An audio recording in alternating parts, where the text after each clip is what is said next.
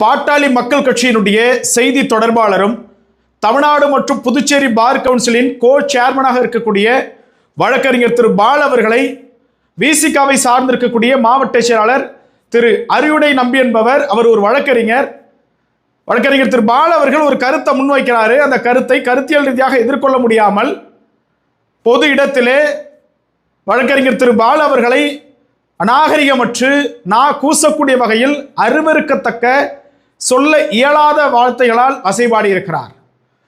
அது மட்டுமல்லாது அந்த காணொளியை அவர்களே இணையத்தில் பதிவு செய்து பெருமை கொண்டிருக்கிறார்கள்.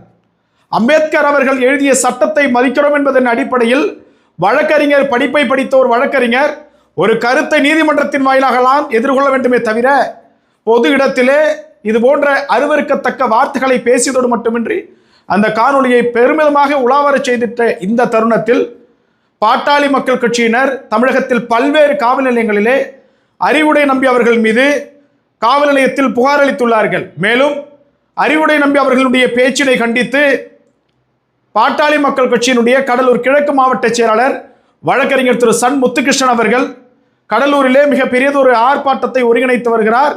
அதற்கான தேதியும் இடமும் விரைவில் சொல்லப்படும். அந்த ஆர்ப்பாட்டத்திலே அனைவரும் கலந்து கொண்டு தார்மீக ரீதியாக சட்ட ரீதியாக நம்முடைய எதிர்ப்பை தெரிவிப்போம். அம்பேத்கரை அரசியல் ஆசானாக, வழிகாட்டியாக, கொள்கை தலைவராக ஏற்றுக்கொண்டவர்கள் சக வழக்கறிஞரை இப்படி பேசியிருப்பது தவறு என்பதை கூட உணராமல் அதை இந்த அளவிற்கு அந்த காணொளியை இணையத்திலே பரப்பி கொண்டிருக்கிறார்களே, இது அம்பேத்கர் அவர்கள் எழுதிய சட்டத்திற்கும் இழுக்கு, அம்பேத்கர் அவர்களை புகழ்வது போல அவருக்கு இழுக்கை தேடி கொண்டிருக்கக்கூடிய இவர்களுக்கும் இழக்குதான்.